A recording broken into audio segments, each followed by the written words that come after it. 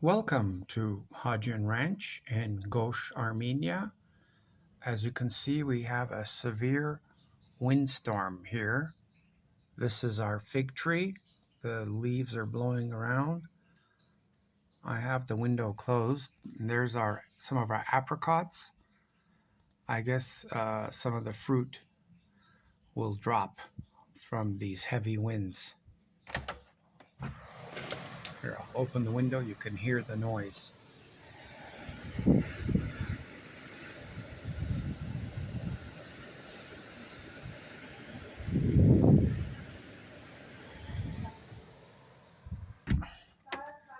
Have a blessed day, my friends, as you worship Jesus.